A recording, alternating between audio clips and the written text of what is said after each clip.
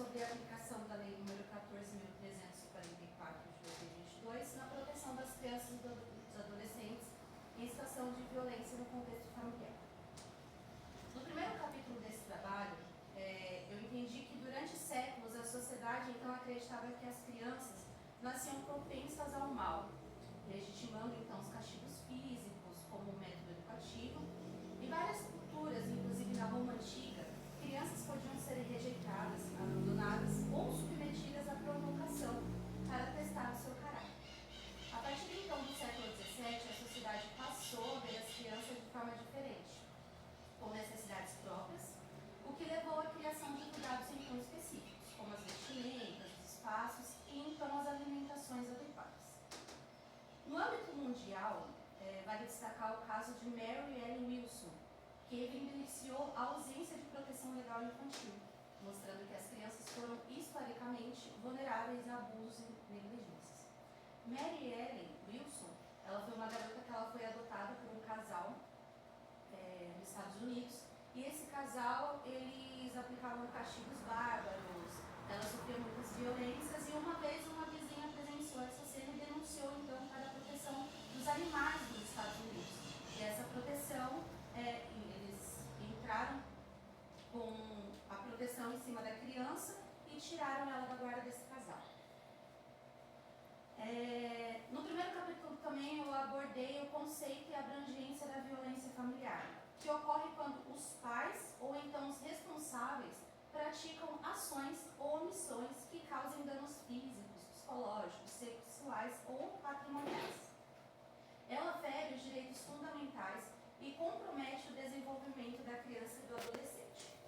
A legislação reconhece a violência física, psicológica, sexual, institucional e patrimonial, como condutas específicas que resultam em agressões, abuso sexual, exploração, revitimização e retenção indevida de bens. A lei considera a violência mesmo sem coabitação e aplica-se a qualquer vínculo familiar ou doméstico, incluindo famílias ampliadas ou substitutivas.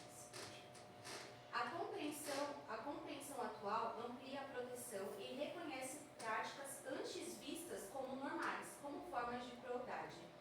Muitas vezes a gente vê no passado os nossos pais, os nossos avós que sofriam castigos de forma muito severas, como castigos, como agressões.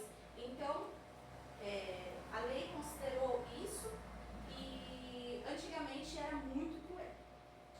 No segundo capítulo, eu abordei então sobre a legislação em si em prol da defesa da criança e do adolescente.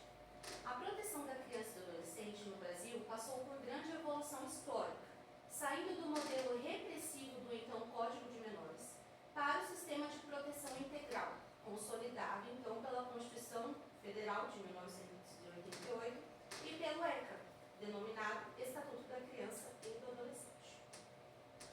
O ECA rompeu então com o caráter tutelarista e reconheceu as crianças e adolescentes como sujeitos de direitos e deveres, destinados de proteção integral e prioridade absoluta. O artigo 3º da referida lei estabelece que todos os direitos fundamentais da pessoa humana lhe são aplicados, respeitada a condição peculiar do desenvolvimento da criança e do adolescente. Bom, vamos falar então um pouquinho sobre os órgãos que são munidos de responsabilidade. Temos o Conselho Tutelar, que é o órgão permanente e encarregado de zelar pelo cumprimento dos direitos previstos então no ECA. Temos a escola, que a instituição de ensino tem o dever legal de identificar e comunicar os sinais de violência ou negligência, e o Ministério Público, que atua então como autor e fiscal da lei, em procedimentos envolvendo crianças e adolescentes.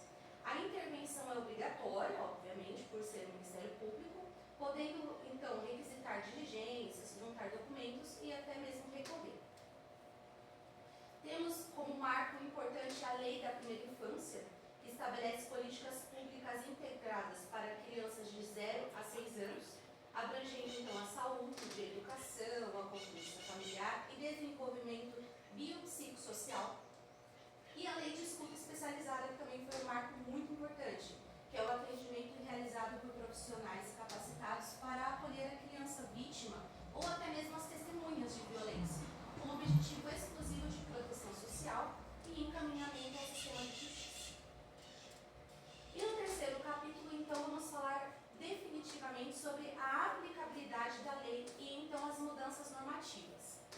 Lei Henri Borel, que é a lei que estamos tratando, estabelece mecanismos específicos para a prevenção e enfrentamento da violência doméstica e familiar contra criança e adolescente, criando então uma maior proteção e resposta estatal a estes casos. E quem era Henri Borel? Quem foi Henri Borel? Henri Borel foi um menino de 4 anos que morreu em março de 2021 no Rio de Janeiro, após sofrer agressões graves no apartamento onde vivia com a mãe, Monique Medeiros, e o padrasto, o ex-vereador Dr. Jairinho.